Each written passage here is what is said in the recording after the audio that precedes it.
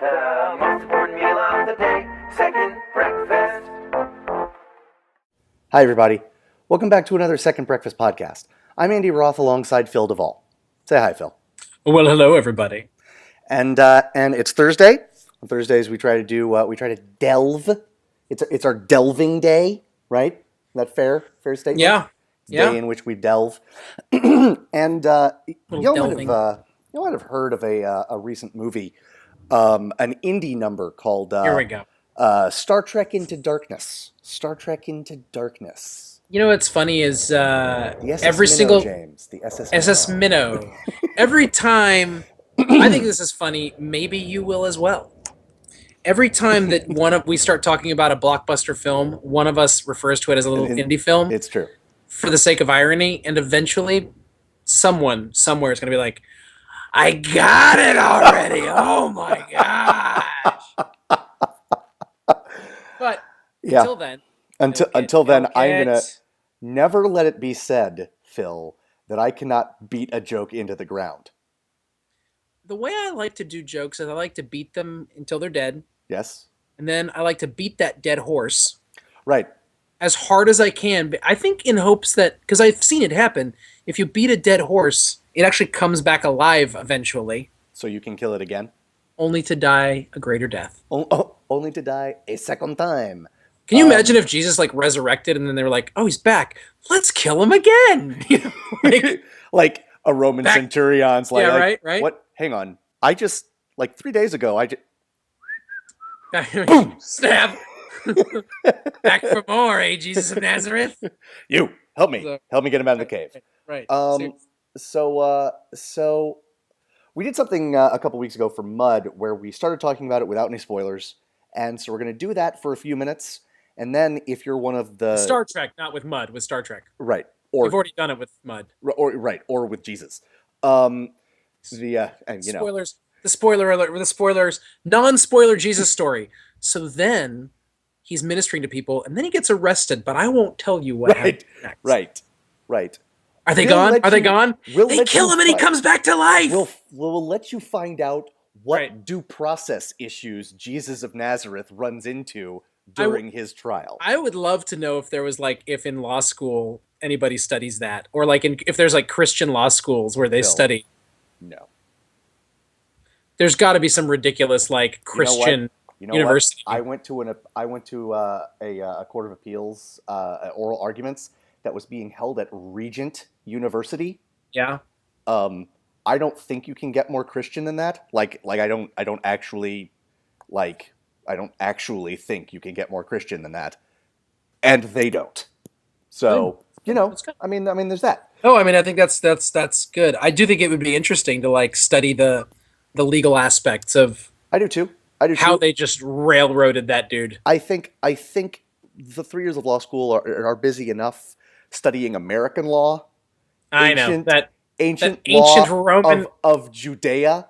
the ancient laws of Rome that govern Judean outposts. That's interesting stuff, though. You've got multiculturalism and Sure. religious Hey. pluralism and religious tolerance and intolerance and all that stuff. But it's I wouldn't do it. Sure. To sum up, so we're going to start talking about Star Trek Into Oh, that's right, Darkness, Star Trek. without spoilers for a few minutes, I and then we're gonna for those of And you then who we're just haven't going to seen spend it yet, 45 minutes going, Benedict Cumberbatch. Benedict Cumberbatch! yes. At the end of today's podcast, I will be legally changing my name to Benedict Cumberbatch because why not? There's you. always more than one person in the world with any particular name. There's got to be a second Benedict Cumberbatch. There just has to be. I wonder if there's another Philip Duvall. Ooh. I'm sure there is. I don't like not spelled the way mine's spelled, buddy. Okay.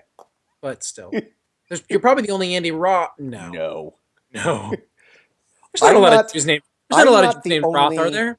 I'm not the only Andy Roth who has I don't, but I could have an IMDb page.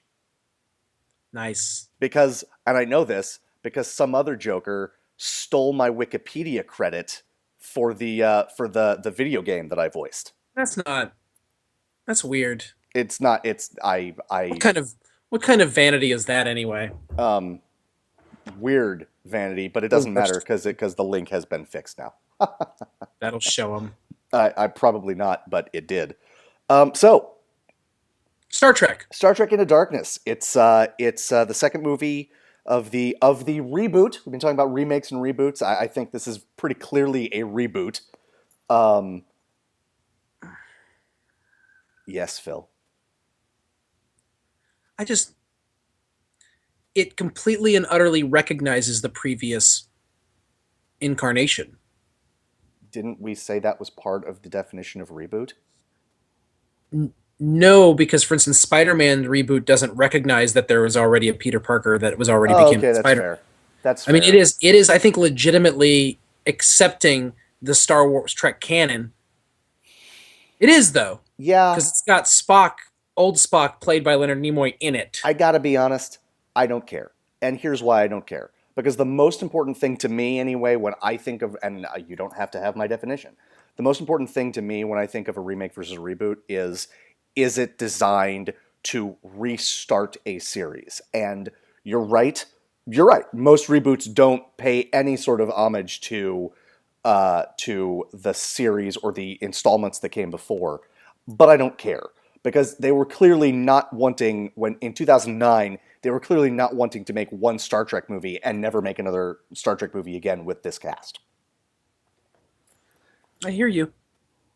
You'll live to regret these words, but that's fine. I don't think that's true, Phil. I am calling Obviously, you out. obviously you don't now. Or you'd turn back, you'd repent, but obviously you don't now. That's fine. I mean, and Andy, that's fine. Oh, Grace is plentiful in this world, and there will always be room for you, my friend. you know what? There's so many people in the world who deal in condescension. And I'm yet, so much better than you are so much better at it than anyone else. And You are. just let me tell you how I feel about you. For those of you who are listening and not watching, I have a little stuffed animal that looks like a little round teddy bear Dalmatian. Andy, look. Would you cuddle, cuddle, cuddle? I just gave it cuddles and kisses. Andy, that's how I feel about you. And look, I don't care if you're wrong about stuff. It's okay. Oh my god! That's Oh my god! You were so sweet, and then boom, back with the condescension. I love it. You're Phil. You're an artist. You're an artist. Your medium is what is my medium? condescension. I was hoping it was like walking the line between sincerity and sarcasm. That's sort of my goal.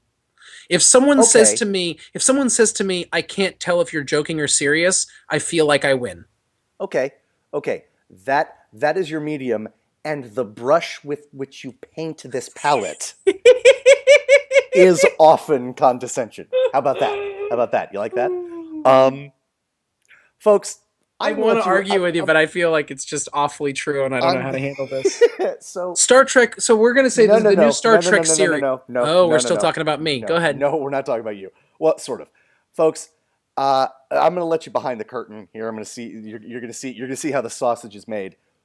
We are shooting this Oh, sausage. very, very late at late at night Yes. for me. And I don't know when you usually go to bed. Very late for me. I was up at 5:45 this morning. No one likes that. No. And so, if we seem to be a little more rambly than usual, we're fairly punchy. If I fall asleep, Phil, just make a loud noise. Okay, so we're going to talk about Star Trek Into Darkness, non-spoilery for a bit, and then we're going to put you all to bed, all the kids to bed who haven't seen Star Trek yet, and then we're going to really It took delve. me 3 weeks to see Star Trek. If you haven't seen Star Trek yet, qua? Yeah, right. What are you doing with your life? Are you What? seeing interesting movies? That's totally unfair because I loved Star Trek Into Darkness. I liked it a lot. Yeah. Okay. Well, let's we'll start talk about there. that. We'll talk about that. let's- Okay. Let's start there. Okay. Well, do you want to? I mean, we're doing non-spoiler talk. Yeah. Okay. But we're not going to recap the movie. Okay. Here's what I'll say. Let me digress. I'm not actually going to digress. I'm gonna use a metaphor here. Okay, or an Okay. example. Example.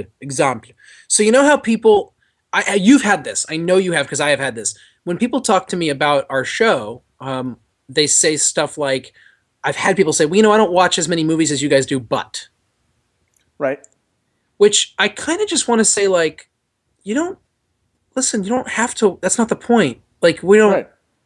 I mean, I feel bad for people sometimes when they listen to us and they don't know what we're talking about. Like, but I don't feel bad for them, like, in that condescending way. I feel bad for them, like, why are they suffering through our nonsense? Like, it's sympathy. It's not condescension at all. It's like, Sure. you shouldn't be listening to us. That sounds terrible. I don't agree with you at all. I think we are humorous. No, and but I'm very interesting regardless. self-deprecating. That's the flip side. That's the flip side of all my condescension, is that I secretly loathe myself. There is So- no deprecation like self-deprecation. It's Please, true. Please It's true. It's continue. the best kind. Yes. So anyways, when people say stuff like that, I'm kind of like, we don't actually try to be. I mean, we like to talk about whatever we like to talk about, and if movie lovers love it, that's great. But we don't. We try to have conversations that are for everybody. Yeah. We don't try to make people think that it's just about, like, this is only for really, like, I would never be like, well, you need to see this movie or you're not a movie fan.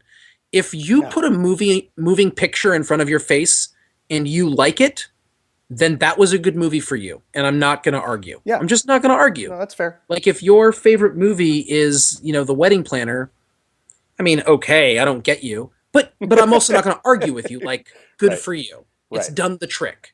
Sure. I don't think you have to be a film snob, and I don't encourage it for people. We just talk about things we love. But there's this sense sometimes when someone acts like like us, we talk about movies all the time, that people sort of have to remind us. It's like people see me as a priest in my collar, and they go, like, the first thing they say to me, Andy, oftentimes is, I don't go to church enough. I'm like, oh, okay, that's good. Okay, neither do Okay. I, frankly. But, like, it's that thing where, like, people feel the need. And the reason I bring that up is with Star Trek, I've never watched the television show. I've never watched the original. I've never watched Deep Space Nine. I've never watched Next Generation. I've never watched Voyager. I know what they're all called. I've never watched them. Right. Enterprise, none of them. Right. I have seen pretty much every movie. Mm-hmm. But even the movies are sort of in dialogue with the television show or based off of what the show created. Yes. So when I watch Star Trek, both the most recent one and then Into Darkness, this one, I can talk about it as a movie, but I feel like I have no right to talk about it as a Star Trek movie.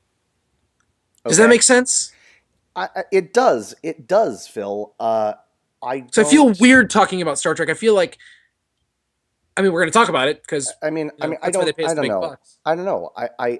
It makes total sense, and maybe it's because I am in almost precisely the same boat as you are. I have seen a handful of episodes of the original series, mostly because it's streaming on Netflix, and I like looked at lists of, like, what are the important episodes to watch. Like, One for with the example, furballs? yes, the Trouble with Tribbles I saw as a kid because there was a Star Trek marathon on, and my dad was like, "You are watching this episode," and I'm so glad that he made me. But also, like, Space Seed, for example, which is the episode that introduces the character of Khan. Oh, wow. So in Star Trek II, The Wrath of Khan, that wasn't just like, oh, look at this guy who we may have dealt with in the past. Like, Right. people who watched the original series were like, that is the actor who played that particular character. Right. This is what's happening. And see, I never would have known that. Sure. I've seen Khan. I saw it when I was a kid, and there's a point in that movie where he sticks worms in people's ears, Yes. and I was like 5, and I was like, hey, I'm never gonna watch this again. Oh. And I've heard that it's like the best Star Trek movie ever, and I believe people, and I may watch it again at some point, but I have to should. get past. Oh no, but Oh, I of have to course. get past the 5-year-old me that's like, hey, Sure. now I'm terrified of things being in my ear. Sure. No, totally. So So maybe it's just because I still want to talk about it as a Trek movie that I disagree with you because I mean, so that's my story with the original series. I've probably seen, in terms of just sheer number, probably seen more Next Generation episodes than any other. if you have seen more than one of any of these, you have seen more than me. That is my point. That's fair. That's fair. But I am nowhere near the threshold. Let's not even talk about, like, who can call themselves a Trekker. That's just not. That's just not. Trekkie. Andy. No, they call themselves Trekkers. Wait, what? Yes. When did this happen? Always. Then I why don't do know. people say Trekkie? They view it as sort of a derogatory term. The fact that this is a conversation that exists means people that are called Trekkers or Trekkies are idiots. I'm a Trekker. If you call me Trekkie, it's a derogatory term. You know what? How's Go that? home. How's that not judging working out for you? Okay, here we go. I mean, some things need to be judged, right? Fair. Can you imagine if you were standing in front of Judge Judy and you were like, he called me a Trekkie, but I'm really a Trekker? She'd take off her glasses and be like, you look like an idiot to me, son. And she's Judge Judy, Andy. Oh, you're a lawyer. You must hate when people talk about Judge Judy. You do, don't you? Like, it drives you nuts. I would. I'm gonna move to your town and start marrying people with a. No, that's my point. with Although a- I'm assuming she really she was is actually a a judge. Yes, all those people was were actually before judge. she. Yes. But like the idea, no, it would be if someone's like, "Oh, you're a priest. I love Joel Osteen." It's like, oh, okay, Phil, okay, I love you like a brother. okay. Get back on the topic, Andy. There Come we on. go. Okay. Right. You have to watch the movie as yourself, right? And Yeah. you come into the movie with whatever baggage you bring into it. Some people bring the baggage of and I don't say I don't mean baggage with like negative connotations.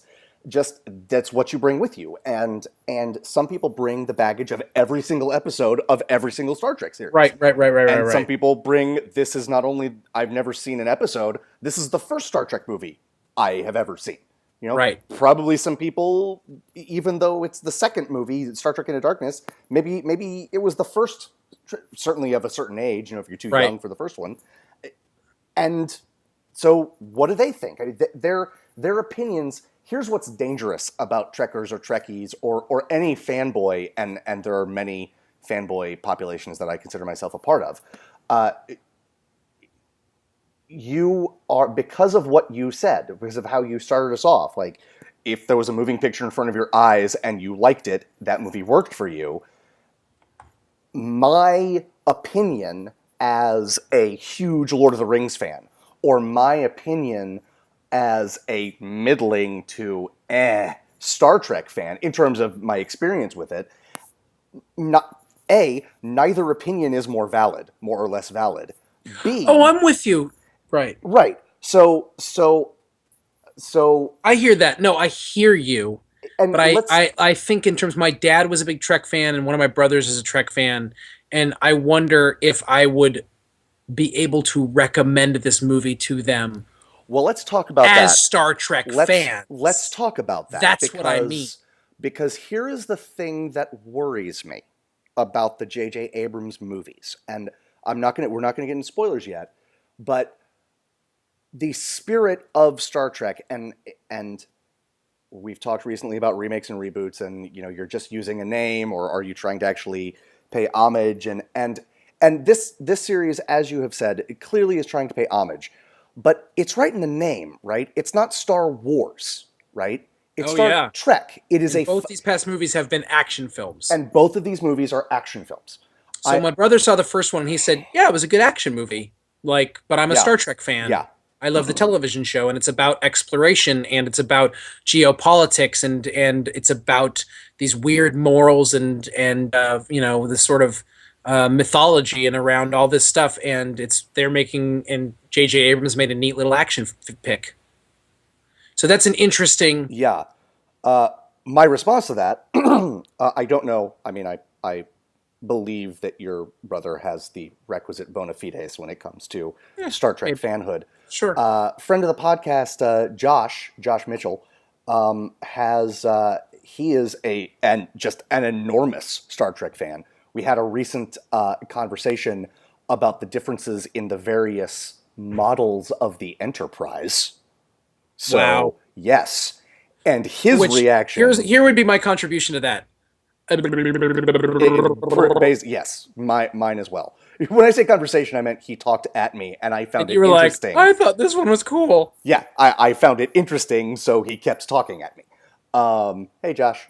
What's up, Mitch? he loved it. He loved this movie to the point where he was almost incoherent when he talked to me after it, after he had seen it. So even within, I mean, but I bet, and I don't know this for sure. I imagine he'll tell us. I bet now that the high of seeing a very well-made action movie after that adrenaline rush has worn off, after he's seen it a couple, maybe even 3 times, and you're able to sort of process it on a different level from the first, like, oh my God, there's something shiny happening on screen. Right. I wonder if, even if he doesn't mind it in this movie, and even if he didn't mind it in the '09 Star Trek, I wonder if he is curious as to whether the next movie, whoever directs it, will be another action movie, or whether it will be an exploration movie with action, shall we say, highlights. And it seems like the movies, whereas the TV show was about exploration, the movies always ended up being about a large confrontation. Yes, that's true. That's true. But this, yeah. I mean, but these last 2 movies are action movies, and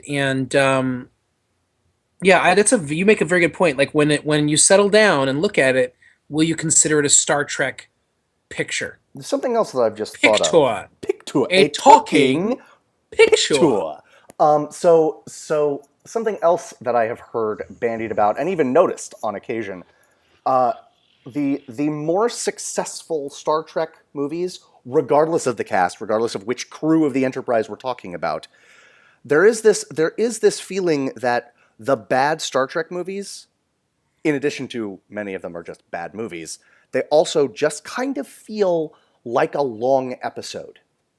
And Sure. to their credit, I don't think either J.J. Abrams movie feels like a long episode. It feels No. like something that is a big Yes. screen adventure. But, Yes? and you're right, everything you said is true. Sure. Everything you said is true. 2 things that I think about in response to that. Please. Well, one in response, and one is just something else I want to say. Yes. So I'll pretend it's related. Awesome. There's no television shows right now to bounce off of. I guess there wasn't even when Star Trek became movies because the show had been canceled at that point. Right. But Yes. yeah, so never mind. It is interesting. There's no Star Trek on television of any kind right now. Right. For the Right. first time, I think, for the first time since they started making Star Trek movies. Maybe. For the first No, I guess time- that's not true. For the first time, in a since- long time. Yeah, I think, and if there was a gap, it was only a year or 2. But see, here's what I don't know. I don't know when Voyager ended and Enterprise began, and I don't know the time span of Deep Space Nine. But Right now, the only iteration of Star Trek we have going on is the J.J. Abrams movie. Yes, and at the Which very least, there have been small gaps since Next Generation hit the airwaves in the mid to late 80s. So Now, there's one other thing I want to say before we get into spoiler territory, which is I have read J.J. Abrams wasn't a Star Trek fan growing up. Okay. I just find that very strange. I find it very strange. It doesn't. I own the most recent Star Trek. I quite enjoyed the movie we're about to talk about in detail, or we have begun to talk about. Yep. I hope I know for a fact that he was a huge Star Wars fan growing up. Right. Yes, that's true. He And has I'm mentioned that on- excited for what he does with Star Wars. Yeah. I wonder if he understands Star Trek. Now, I wonder if I understand Star Trek. Again, what do I know? But Right. My response to that is, you get a different set of problems. I don't know that one set of problems is lesser or greater than the other, because there is such a thing as being too close to it. My example for loving it, shall we say, the right way and appreciating it for what it is, and but yet being distant enough to truly adapt it to its new medium. Peter Jackson, Lord of the Rings. I knew you were going to say that because it was the right thing to say, and you are smart. Thank you. My example for someone who might be a little too close to it, and it's a little too slavish, and it's by not adapting it enough, it sort of loses that spark. Peter Jackson and The Hobbit. Yeah. Because even though I mean there are a couple things apparently in the three movies that he has created whole cloth, but most of the stuff that he added from outside The Hobbit is from other Tolkien writings, and it's like, So Well, it was interesting. It was interesting, and that's a whole other. There's so many things to say about that. Sure. I think it was really super fascinating when he had to figure out how to how to whittle down to 9 to 8 hours the Right. story of Lord of the Rings. Right. Yes. But he could have told the story of The Hobbit in 3.5 or 4 hours, Yes. and he's choosing 9. Yes. And that seems weird. I agree. And so Star Trek, there's no pre-existing stuff. Right. It's you're right. literally what do I see happening? I don't know enough about how they handle time travel in Star Trek. I don't know enough about, but I will say this: Star Trek quite often is about race relations, about political stuff. Every possible socio-political issue is covered in one of the series in one of the episodes. And I would say neither of the Star Trek movies, to my mind, has that of the new ones has. I think those have been sort of. I mean, they're about like how some warring faction thinks about the what are they called? Not the Starfleet? Union, the fleet, the Starfleet. Starfleet. But other than that, it's not like, I mean. Okay, I think we need to start. I think we need to switch over into spoiler territory. Yeah, but to put a bow on the non-spoiler, if you haven't seen it and you have ever liked an action movie in your life, chances are you'll like this. My wife doesn't give a good gosh darn about the Star Trek oeuvre. As far as I know, she might have watched it growing up, but she's never been like she would never call herself a Trekker, for instance, she was not someone who was like, we need to go see this. Right. In fact, I was watching the most recent one to get set up for this one, and I was like, watch this with me, and she was like, okay, whatever. That was her attitude. But then she was like, okay, let's go see it. So when we saw it, I mean, she enjoyed it thoroughly. She had a really good time. Good. So that to me, that's my gauge. Sure. Someone who likes movies, the one thing she said was, and she goes, man, it was just really noisy and really like just kind of relentless. That is true. It's she not didn't a say that as a short complaint. movie. It's She not a didn't say it as short. right. Sure. It's not a short movie, and I mean, in good and bad ways. Even though that wasn't a complaint, it never drags. Like No. it is a There's no, like- stuffed movie. There's no pausing really, except one moment when a girl's getting undressed, which is one of the most pointless scenes I have ever seen in a film. It is Literally ever. It is the definite next to gratuitous in the Hollywood dictionary. You're gonna have Alice Eve in her underwear. I mean, forgive me for sounding like a feminist, but it's misogynistic. Agreed. Because there's something to me misogynist. Even if you would say no, we're appreciating the female form. No, it's literally, here's a girl in her underpants. it's nothing but objectification. And I'll say this, I mean, she is lovely. in the last week and a half, I have seen her in her underwear in 2 movies, and the romantic comedy She's Out of My League, which I was going to say, enjoy. just for posterity's sake, I don't want to know, but a friend of mine wants to know, what's the other movie? Yeah, She's Out of My League. I enjoy it thoroughly. It's an adorable movie, but it is not a titan of the romantic comedy genre. Sure. And her getting undressed in that movie, far less gratuitous than it is in Star Trek Into Darkness. Having said all of that, guys, if you haven't seen it and you have ever liked a Star Trek movie and you have ever liked an action movie, you'll probably like this. I mean, if you could take or leave 3D, I would recommend 3D only because that way you get to see it on IMAX, right? I don't know that I'd bother 3D if it's a normal size screen, but it is space opera, and it is told on a grand scale. I'll tell you what, it is the best audition for a Star Wars director Totally.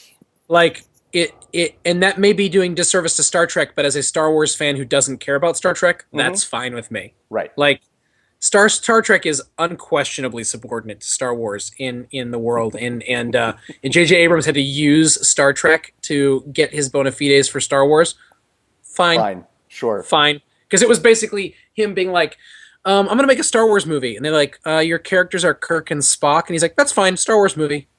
I'll call it Star Trek if it makes you feel better. That's fine. That's right. I will say this: do you remember a couple years back when there were like in Japan, there were people having seizures because the television shows were so flashy, like on the screen, and people just started flipping out. Right. There was a point where my wife was like, "I'm a little motion sick right now, so IMAX 3D might kill you. Yeah, But if it doesn't, it'll make you stronger." There scenes towards the end, and I'm not going to get into spoilers. Shall we say the ground keeps changing, like up is down and left is up, and and if you were watching it in IMAX 3D, vertigo might set in. My wife was like, yes. Also, to your point about flashiness, for those who don't know, J.J. Abrams, one of his trademarks, to the point where people kind of call him out on it, is lens flares, bright flashes of light, and they are all over the place. I hate in this movie. That's a place where snarkiness bugs me. It really does, because you know what? Every time he uses it, it works. It works. I don't disagree with you, but it works. You could just say you agree with me. Be a lot quicker. I hate you. Let's put this. I don't not hate you. See how annoying that is? Well, right, but it came off my tongue way easier than that tortured phrasing. Tough guy. It didn't not come off my tongue. Never mind. No, it's not. Okay. No, this is not a fair comparison. I love you, Andy. Oh, I swear to God. All right, let's go ahead and talk to me about Judge Judy more, jerk face. I have a friend who was on Judge Judy, and she told him he was stupid. That's actually. He said, "Do I look like an idiot?" And she took off her glasses and looked at him and said, "Yes, you do." Awesome. So, guys, here endeth the portion of our podcast that is non-spoilers. Everybody go away if you don't want to hear stuff about, serious end of movie plot points. Seriously. Yeah. Seriously, now is the time to turn this off, go see Star Trek, come back a little bit later. How does that sound? Yes. Okay? All right. Are we ready? Is everybody gone? Is it just us now? All right, it's just us. Let's do it. So Khan, huh? Yeah, let's talk about that. I think that's clearly the Everybody wanted it to be Khan. Right. Abrams said it wasn't. But there's a really weird thing that happened, right? So, first Star Trek movie, the 2009 movie, right? Everything splits, right? The timeline splits, right? So, everything that's happening to this crew is happening for the first time, right?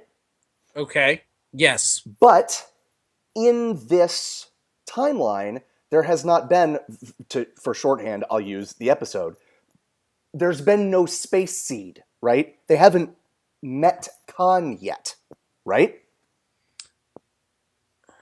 They haven't met Khan yet. Kirk has not met Khan. There's no way. That is correct. Right. That is correct. So J.J. Abrams uses the name John Harrison, and that's what he's called for the first half of the movie. And then there's this moment, and it's absolutely supposed to be like a dun dun dun moment. He's like, John Harrison is a fiction. Made up name. Right. My name is Khan. And there's this like pause. And is it Bones or Scotty, whichever one is with Kirk, looking at Khan, and Khan is looking back at them, and I want to know why that happens. Because like, here's what should have happened. Is that name supposed to mean something to me? You're a criminal. Right. You're in prison right now. Khan. Right. No, it was literally like, this is for the viewers. Right. And It Hello, fourth wall. I have just broken through thee. precisely. And it's like and I didn't mind it, but the only reason I didn't mind it was because I was already having a blast with the movie and I could literally watch Benedict Cumberbatch do anything. Okay, let's talk about Benedict Cumberbatch for a little while. Sure. Are you familiar with the BBC Sherlock Holmes series? Very familiar. How many episodes are there? Like 6? 6 so far. That's it. 7 through 9 air later this year or early in 2014. I'm not actually sure when. So everyone has I guess that's an inappropriate word to use for it. There are a lot of our friends that are very excitable about the BBC Sherlock Holmes. Yes. In a way, in that way that I find generally people really annoying. Let me give you an example. Let me give you an Please example. Me typing on Facebook. So I started watching Elementary, which is the CBS hour-long drama that, right? And people responding, you should be watching Sherlock Holmes on BBC. You know what? No, I shouldn't, unless I want to. That's like, you know, I don't even know what that, I mean, but like Yeah. that sort of like, or me being like, something, anytime I mention The Office and someone says, the British Office is better. You know what? That might be true. I'm watching this right now. Right. I'm gonna have a burger. Well, burgers are bad for you. You should be eating this. That may very well be true. I don't know you, and you should shut up. Here's my response. As someone who has never seen Elementary, although I And I'm sure the BBC Sherlock Holmes is better. I'm not Right. even doubting that I already. think you should watch it. Oh, yeah. Just because it is brilliant television. But you know what you shouldn't do? Give up Elementary for it. I already actually kind of gave it up, or at least it's. Fair. I've but- given up almost all network television at Fair. this point. Fair. Almost all. But you didn't do it for Sherlock. No, right? I just did it because I got behind, and Yeah. I was like, "Oh my god, I have so many shows I can't." And then like my DVR died, and when I got a new one, I'd lost all these episodes, and I was like, maybe I'll start up again next year." We're done now. Like Yeah. there's other So- shows that I missed too. I'm sure. By the way, when I found out there were only 3 episodes per season, Right. 2 things: one, that's not a season. They're all movies, though. They're all 90 minutes long. Okay. I feel a little bit. Still though, like just call them movies. Like Let me put it this way. A season of Sherlock is more minutes than a season of The British Office. yeah, I don't understand the way British people watch television. I'm not gonna lie. They drive on the left side of the road. They don't brush their teeth. I don't get them. Agreed. We're getting a little far afield. Can we talk Only about Benedict? only slightly. So because here's why Benedict Okay, tell me, only slightly tell me. because the kind of people who were so obnoxious about Benedict Cumberbatch made me, even though I find him sort of striking looking, Mm-hmm. and grant that he has a very cool name, Mm-hmm. and didn't really doubt that he would be good, I was ready to dislike him actively, just based on the fact that I Wow. dislike the people who like him. I don't dislike them even as people. I dislike the way people were judgy towards me for not. It's that you haven't seen this, and it's like, man, Okay. I got no, and so I get personal. I take things personally. No, for no that's reason. fine. So I went into this. So I went into this with a Yeah. grudge. Okay. He is by far the highlight of the film. Yes. He is by far the highlight of. He is one of the best villains I have seen in a very long time. Yes. He is, and I use this term carefully, as a heterosexual male who is very religious, one of the sexiest men I have ever seen in my life. Nice. His voice, I wish that I knew priests that had voice like that. More people would believe in Jesus if a guy would talk about Jesus with that voice. Like, if he got up and was like, and then the Lord rose from the dead, yes. there'd be people who'd be like, baptize me right now, Father Benedict. Baptize. Is that what they're calling it these days? Yes, I agree. He's an incredibly sexy Oh, man. come on. That's Andy, in the words of Andy Roth, don't work blue. You're better than that. Don't work blue. So, but the Actually, I think that was a sexiness fairly is classy way to do it. Go ahead. He is the he is- sexiness. yes. The sexiness is not. It's sexiness in the like. There's nothing romantic or sexual about him in the movie. It is sexiness the way that people said Margaret Thatcher was sexy when she was in a room because of the way she commanded. She's And people who didn't like her, right. people who hated her politics, would watch her and be like, "There's something about her." Yes, he is absolutely magnetic. He is magnetic. He owns it. I'm not a huge fan. I don't think he's bad, but I don't care one way or the other about the actor who plays Kirk. I literally have seen him now in 2 movies, and I don't care. Sure. And Benedict Cumberbatch was hypnotic. Yeah, I agree. And I went home immediately, went on Netflix and looked up Sherlock Holmes and said, "How many are there?" Blah, blah, blah, when I hadn't done that before. So yes, I like something that is different from the first time that Khan is a bad guy in the Star Trek movies. He has much better hair in this one. It's adorable to think that Benedict Cumberbatch turns into Ricardo Montalban at some point. Right. I want someone to do one of those morphs, like from one to the other, and show how it gets there. Right.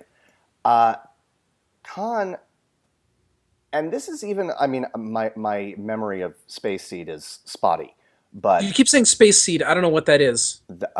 well, then you weren't listening earlier when I said it is the episode of the original series that they introduced the character of Khan. Oh, you did say that. I remember that. I know. I remember you talking about the TV show. I didn't remember you saying that was the name of the episode. Sure. So in Star Trek II, Wrath of Khan, and in Space Seed, I don't remember every minute of them. Although I just watched Wrath of Khan a couple weeks ago, so I remember that pretty well. He is never sympathetic. He is magnetic. And in the TV episode, there's this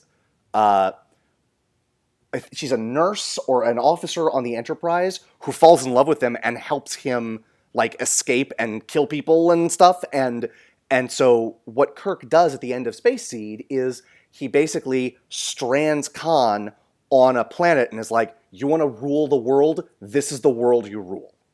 And it's sort of like okay, well, that's actually kind of an elegant solution to the problem. And he says, like, if you stay to the nurse, like, or whatever she is, if you stay here, we're going to court-martial you, or you can go with him. And she goes with him, right? And so it's like, oh, okay, he's a guy that can make people do that, and he's clearly a board leader. But this movie actually gives him, he is never truly sympathetic, but you can actually see things from his point of view. Oh yeah.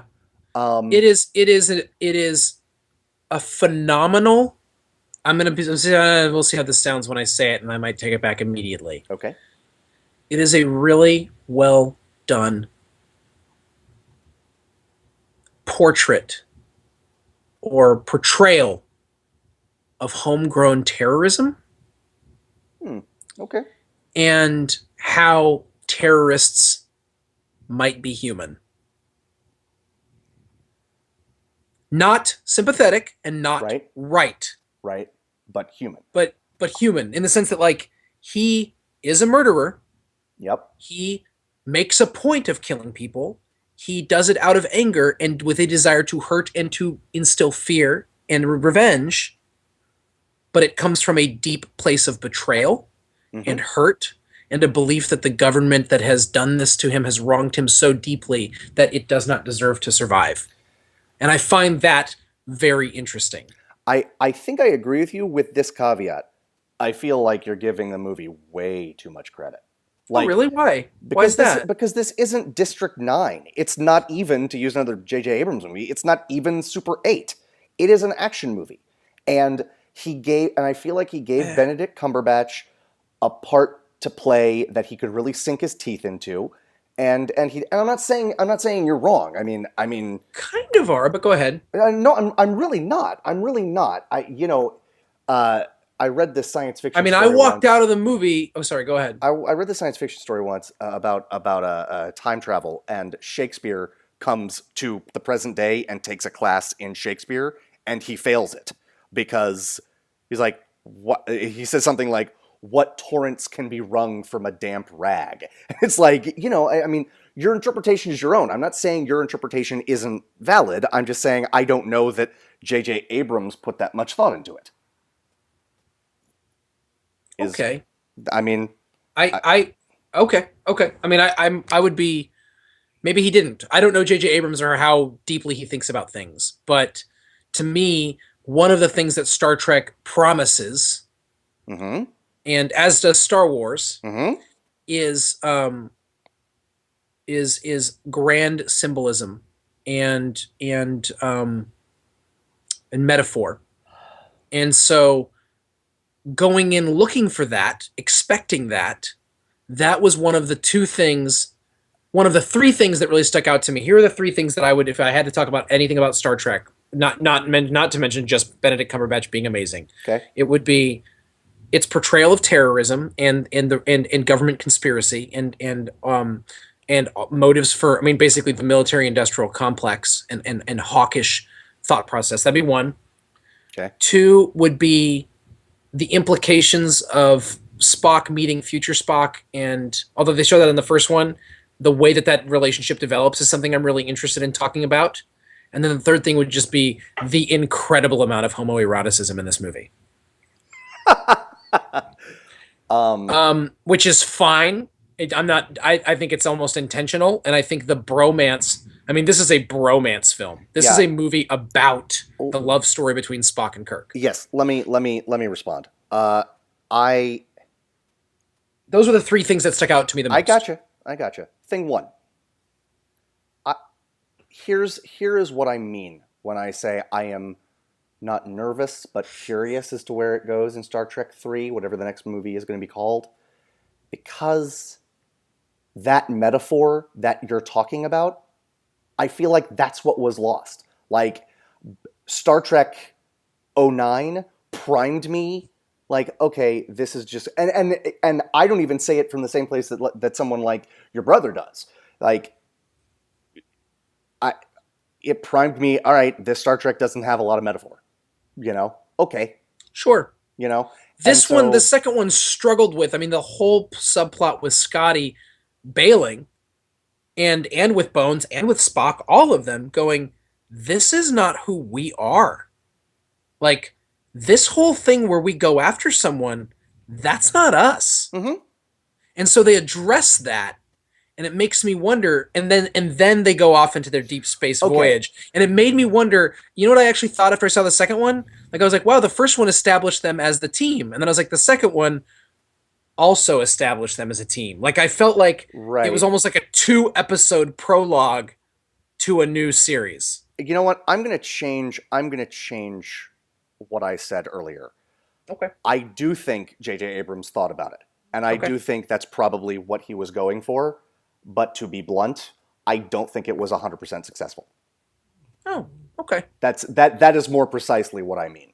Okay. Because what would make it more successful, do you think, or what was it missing? I mean, either one of those things. More conversation about it when they're not shooting things. Okay. Frankly. I hear you. Because this is not the kind of thing. This is not. The action masks the deeper meaning. I think even you would agree. It was like so much action. Right. There's so much action that, like, even though they're like, we're not these type of people, then why are we still watching? They're pretty good at being those type of people for not being those people. Exactly. Yes. So yeah. What was the second of the three things? Spock meeting Spock. Okay. Okay, I loved it in the first movie. I really didn't like it in this one, actually. Because it was one scene, and honestly, that was the one scene. It sounds like I didn't like this movie. I loved this movie. I had a blast in this movie. You liked it more than I did, apparently, yes. And I'm more interested in it than you are, apparently. That is true. I don't understand. So you know who I don't understand? Me? Us. Yeah, no, fair, us. Fair. I think it's time to we are a riddle wrapped in an enigma. It felt totally tacked on. So just to finish my thought, I loved this movie, The scene with old Spock was the one scene that I legitimately disliked. Well, Disliked it. Oh, okay. Okay. Here's why I found it fascinating. Please. As someone who doesn't know much about Star Trek. Sure. I am fascinated by the character of Spock. Mhm. I think Zachary Quinto, it's Quinto, I assume? I believe so, Or yes. Quinto? It's probably not Quinto. It's probably Quinto or Quinto. I think he is mesmerizing. I think he's a really good actor. Me too. I think from a semiotics point of view, to use a buzzword that I've been using lately, Nice. having a guy that in real life we know is gay, playing a character who's got a girlfriend who's frustrated with him for his lack of showing affection, and in a movie that's about his budding relationship with Kirk, and his jealousy when the other girl shows up and sits between them literally. Just from a meta standpoint, I was like, well, that's interesting. It is. It's It's very as interesting as having a gay guy play a womanizer who can't settle down in How I Met Your Mother. I mean, it Yes. doesn't take away. Yes. It doesn't take away from the movie at all, even a No. little bit. I'm not trying to make some like pointed. How dare they do that? Right? Zachary Quinto's great. From when you step outside of it and look at it, knowing he's gay and going like, interesting. What does this mean? That's exactly right. But, That's exactly. but I don't right. actually feel like that in any way colors the story one way or the other No. at all. No. I bring it up because it's humorous to me. But I'm really interested in the idea of Spock deciding when to be rational and when not to be, or when reason is more important than emotion and how to deal with that. Mhm. I don't fully understand the mythology behind the Vulcan, the half Vulcan, half man, and how he chooses or what that looks like. Right. But I like the idea that we have been taught in pretty much every incarnation of time travel films. Mm-hmm. If you run into yourself, don't let yourself see yourself. Because the universe it will end. Yeah. destroy your brain. Yes. Right. It won't necessarily end the universe, but it'll end you. Right. Fair. The past you will not be able to handle it. Right. And the idea that if anyone could handle it, it would be Spock, and that if anyone would know that about Spock, it would be Spock. that interests me. And the idea, because all of us, here's the thing that gets me about, and I haven't seen Looper yet, so this conversation is acknowledging I've never seen Looper. Okay. All of us who, even though we're all told you're not allowed to meet yourself, except I would love to meet young me. Right. If I could go back and talk to teenage me, I would love to do that. And I mean, I would just love to do that. And the fact that I can't, it's like Ghostbusters, don't cross the streams. Right. You know, so the idea that Spock gets to do this, and that in fact it is, that interests me. The timeline fact that the old Spock who's alive now, may have a different fate than the new young Spock, Mm-hmm. in the way that they've done time travel. Mm-hmm. That fascinates me to no end. I guess that last one doesn't really interest me. Let me say this. But me, I'm like, No, and that's awesome. literally, That's it's awesome. you, but it's a different you, Yeah. and it's just great. What you have said, the idea that if anyone can handle it, it's Spock, and if anyone would know that, it's Spock, that is extremely interesting to me. And I still hate the scene, and let me tell you why.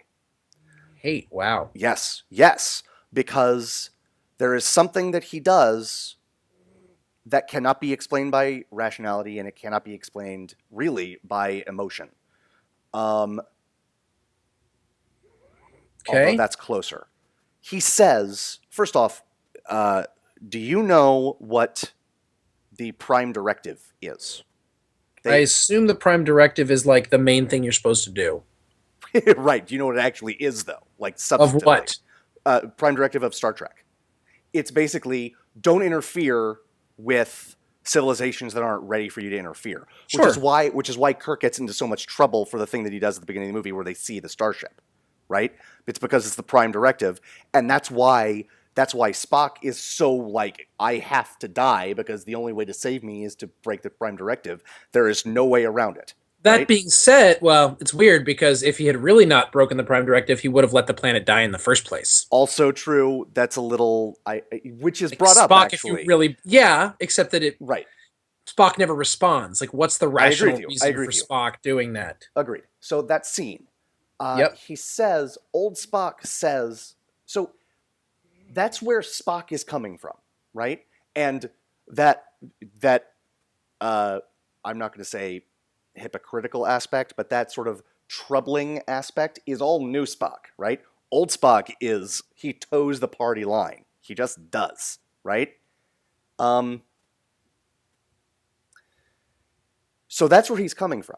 And then he says in the scene, I have promised you. I will never promised tell myself, you. I will never tell you, like, something that could affect your fate. But I'm going to tell you something that will affect your fate. And it's like, I mean, he recognized. I think I would disagree with you that old Spock always follows the rules no matter what, because old Spock is the one who's like, I've been around the block enough to know.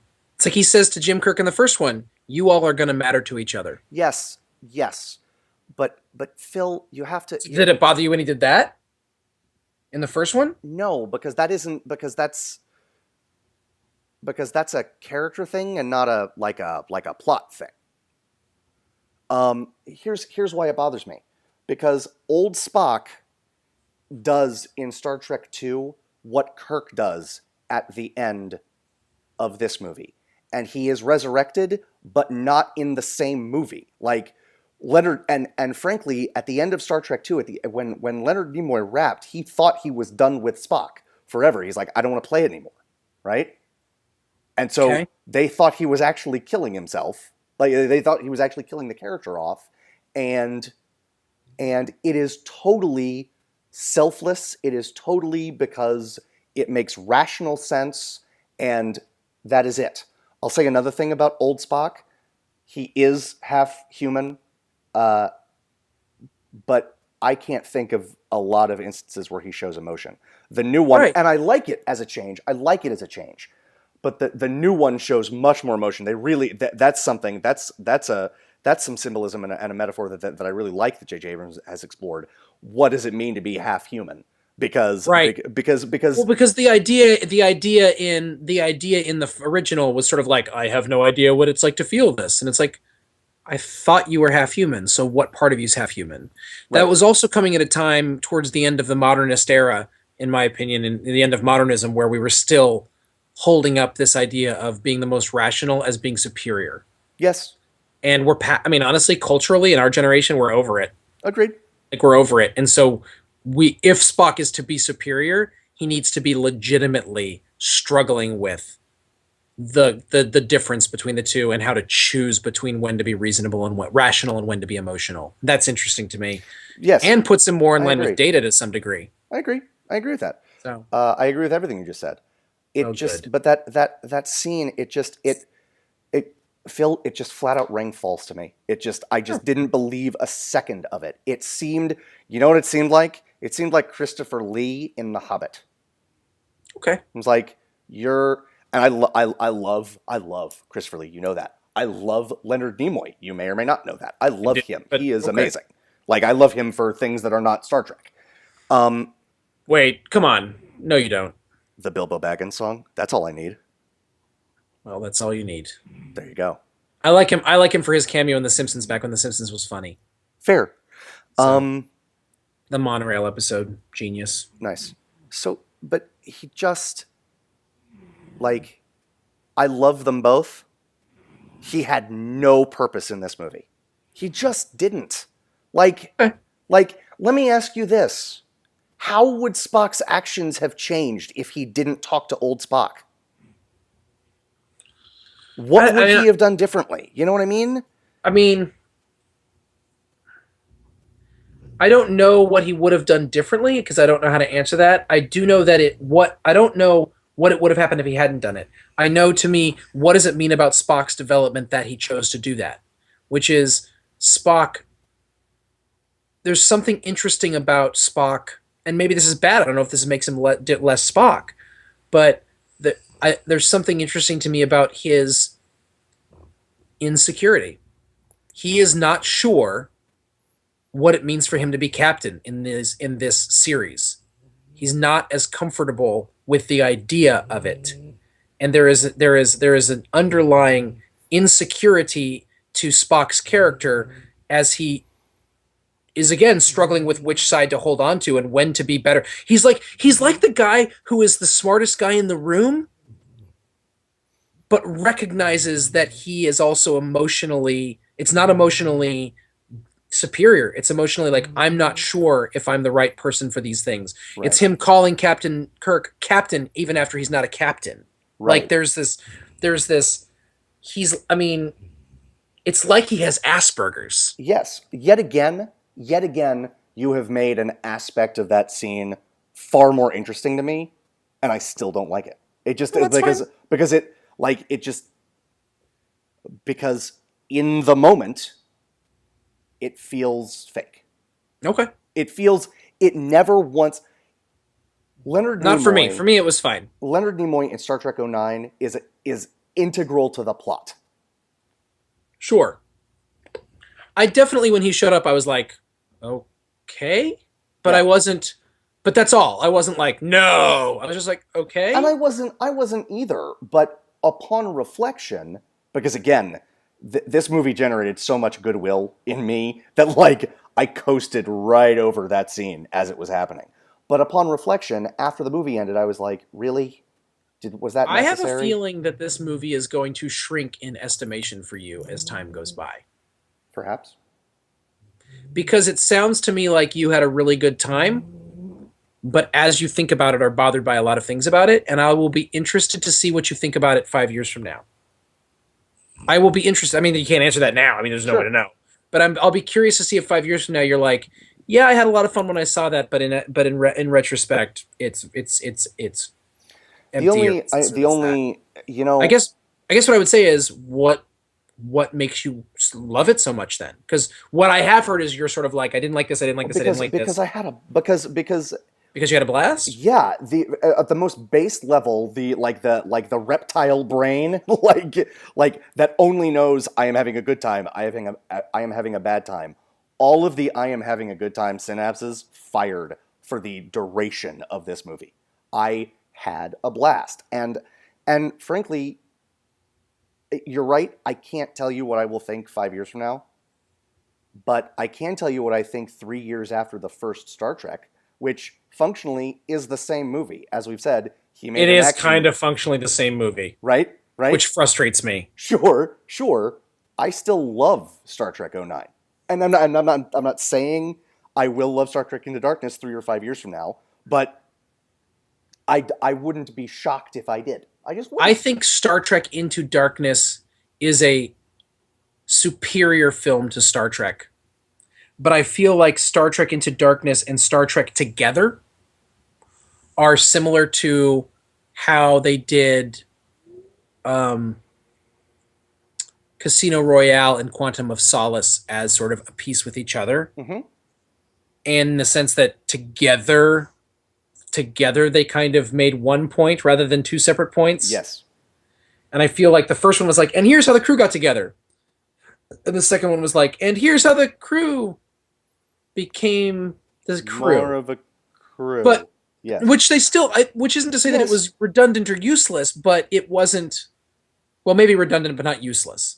Because Well said. they Well had said. to figure out, I think this, my dog, by the way, just ran into the computer. So if you saw the whole thing jerk, my dog is, oh, look, You're he's all trying to good. figure out life. Go What do you for think, it. buddy?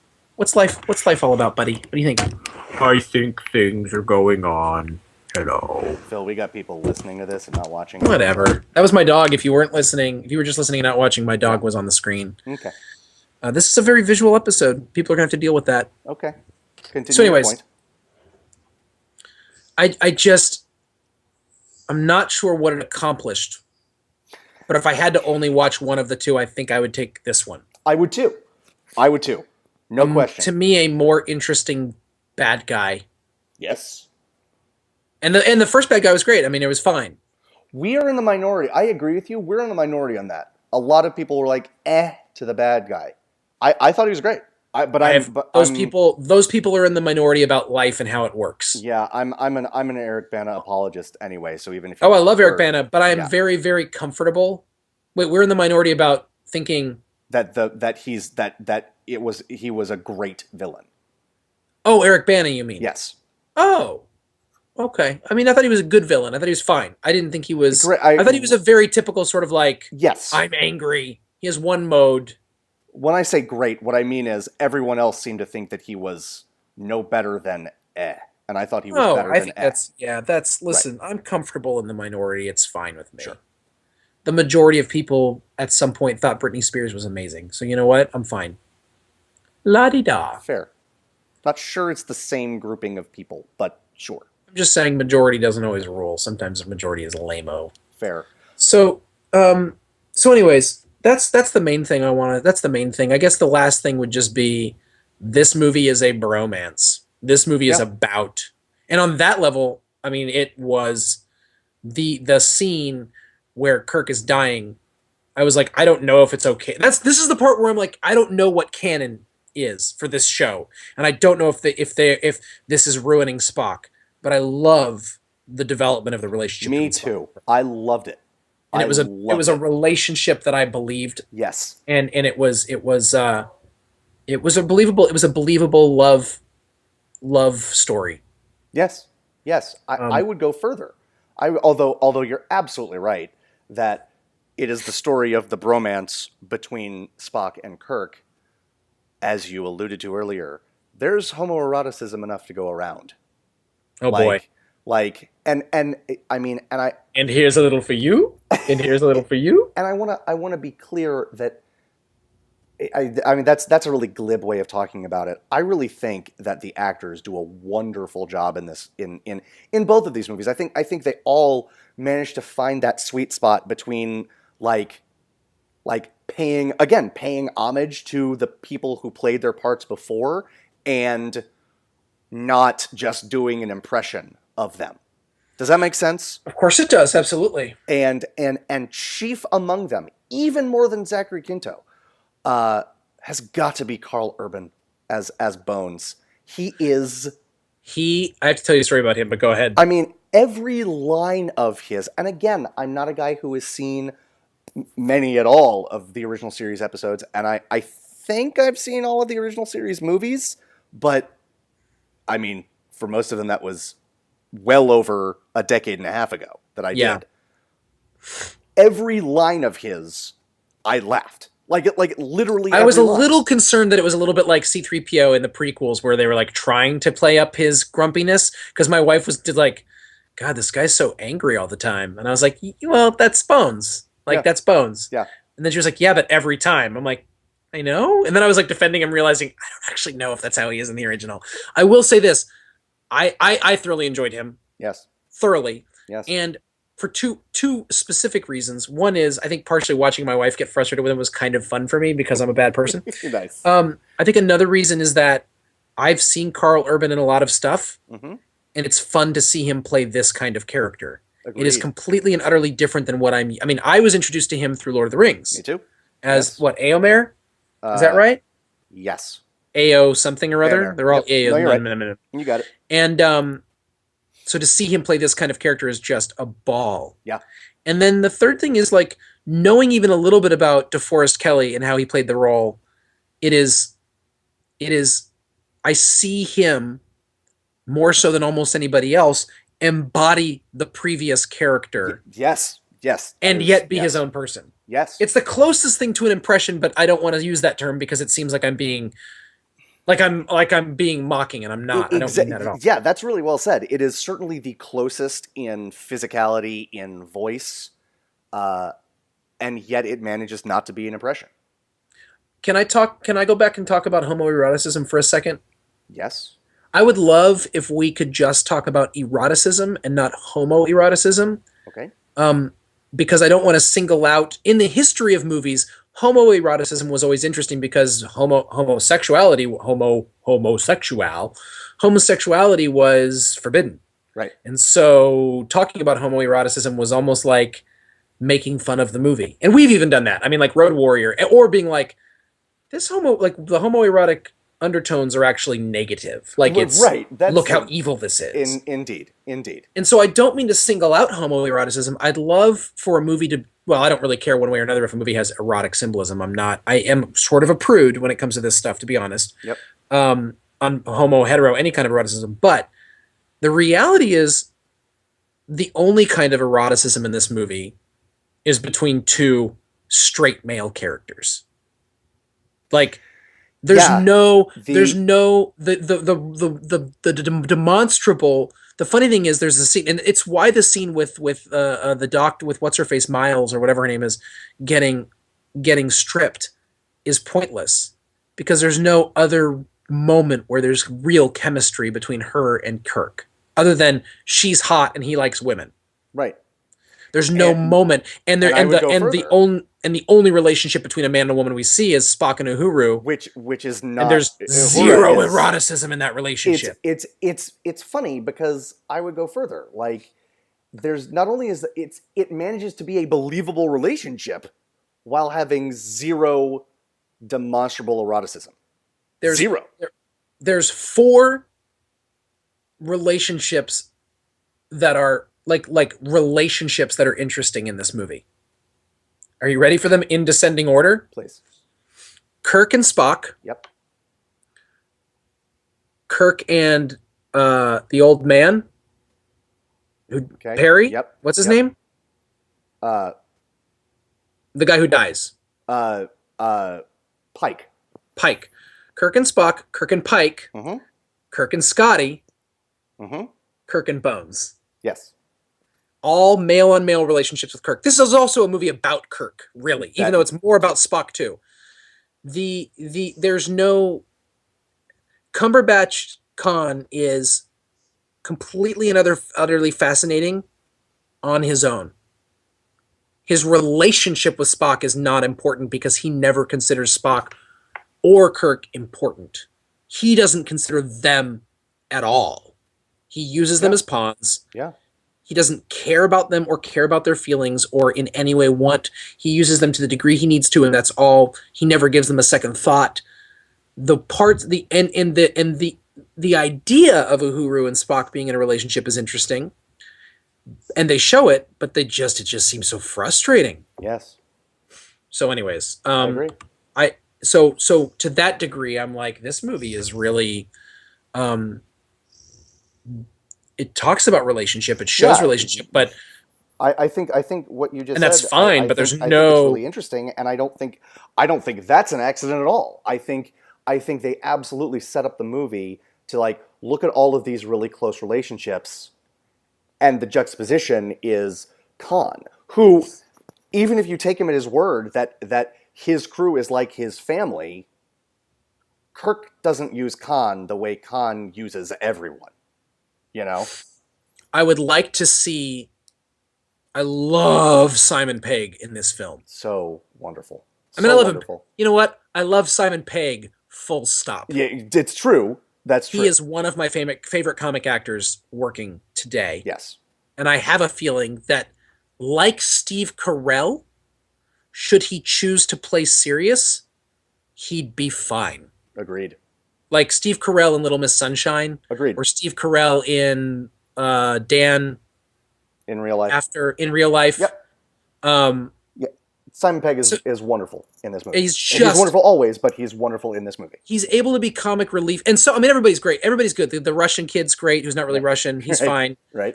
His accent is adorable. He's Yes. he's the other one that's clearly like playing as much like the movie character, the TV show as possible. Right. But Scotty is just hilarious, and in a way that feels of a piece with the film. It's not out of place. Mm-hmm. And his love for Kirk, his sort of adoration for Kirk, is really cute in the best sense of the word. Cute. Agreed. Like it's Agreed. adorable. I am frustrated. Again, sounding like a feminist in this episode. Very strange for me. I love Zoe Saldana. She is fetching. See, there I go. Now I can go back to being a sexist pig. But I didn't feel like they did a whole lot for her. I agree with She that. wasn't much more than a woman being I mean, a man's version of a woman, and the They- blonde same thing. right. They could have done something with her when she was talking to the Klingons. I think they almost did, and then it ended up not mattering. Yep. It didn't matter because Khan wiped them all out anyway. I wonder. I would like to see what happens with I'd like to see Uhuru, and I'd like to see the blonde be something more in the future. Agreed. So then I can remember her name, the blonde. Carol Marcus. And Marcus, okay. And I want to just say, as much as it's weird that they have a Korean guy playing a Japanese man, John Cho, so good. He kills it. he's good in everything. He's Yes. good in everything. Yes. My wife finds him very attractive, which makes me happy for her. And I find him very attractive, which makes me happy for me. Everybody in this movie is beautiful. Yeah, It's just a it's little true. annoying, to be honest with you. Right? But it is. Like, honestly, I'm like, really? The best No, no. looking spacer in the history of the universe? I'm with you. I love I loved him. I think he didn't get enough, frankly. I But what agree. they did with him was great. Was great. And the whole thing where where they're like, he's not going to be any good at this. Yes. Bones is like, this isn't going to work out, and then he's just amazing. And you're like, he was like, okay, remind me never to piss you off. That Yeah. was a great moment. That was And a great moment. I'll also say this. I want to single him out because I think he's like the anti Carl Urban. Like what he does is I think and Creates a whole new Sulu. yeah, it's the most separate, the most distanced from the original character portrayed by George Takei. It's hard for me to judge the new Kirk from Shatner just because Shatner is so the Shat is so Yeah. unlike anybody else in the world. That's true. That's true. And I think I don't know how to judge that.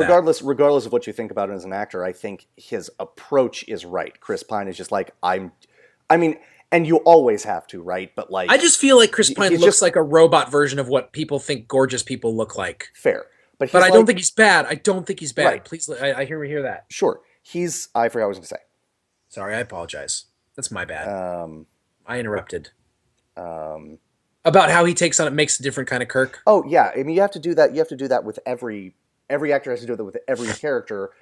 You have to play the character on the page, right? Having sure. said that, Carl Urban as Bones isn't just playing the character on the page, but Chris Pine is just playing the character on the page. And I don't say that as to besmirch. I think that's when you have some. Roger Moore is now laughed at as Bond, but after Sean Connery, how do you differentiate? The way the filmmakers differentiated was making Bond more humorous and Or Roger frankly, Moore. George Lazenby. I mean, you love that one, but it's there's a lot of people who laugh at it, and they're like George Lazenby. I mean, there's a reason why they gave him one and out. People were like, can't handle it. That's a longer conversation. I don't think that has to do with his portrayal, much with his portrayal. I know it didn't. I know it didn't respond. People didn't respond well in the immediate aftermath of not having Sean. I mean, he suffered from the lack of Sean Connery Yes. being Sean Connery more than anyone. Fair. So We're that's not all going I'm to get saying. into it now. I agree with you. That's fine. I agree. Okay. With you. But I hear what you're saying. You're saying, I mean, like, we have this indelible idea of what this character is, and someone's got to have to try to. You have to, right? Right. Someone's going to have to close for the Yankees when Mariano Rivera retires. Oh my gosh. Yeah. Like it's going to Yeah. have to happen, and you have to. So, Yep. and Yep. no actor's going to say like, "Oh no, thank you, I don't want that role." God, I just want to talk. Right. Can we just talk about baseball for a while when this is over? Yes, but we're going to end the podcast first, Okay. Let's end All the right. podcast. guys. This is Star Trek Into Darkness. Is there anything else you wanted to say? Or are we no, done? Okay. No, I think we're good. Okay. I mean, we could talk about it forever, clearly, because we could talk about anything. We could talk about anything and nothing forever. For two people who sound like, again, I agree with you. You said this about me, and I think it's true for both of us. We sound like we kind of hated this movie. I loved this movie. It was a blast. I have seen I it think that in 3 time. times, and I Have loved you it. seriously? Yes, Okay. because I saw it twice, and then a friend hadn't seen it, so I went with him. I'll tell you what. I think in the long run, you will end up liking this movie a lot less, and I will like it more, and then eventually we will be at evens. Nice. We will end up liking it the same amount at some point because I- you will like it less, and I will like it more. And I we'll look show- forward to equilibrium. Me too. I look forward to regression of the mean. Regression to the mean. Nice. Well said. Guys, see it. Let us know what you think. And that'll do it for today's Second Breakfast. I'm Andy Roth, and that's Phil Duvall. We'll see you again real soon. Bye-bye. Bye. The most important meal of the day, second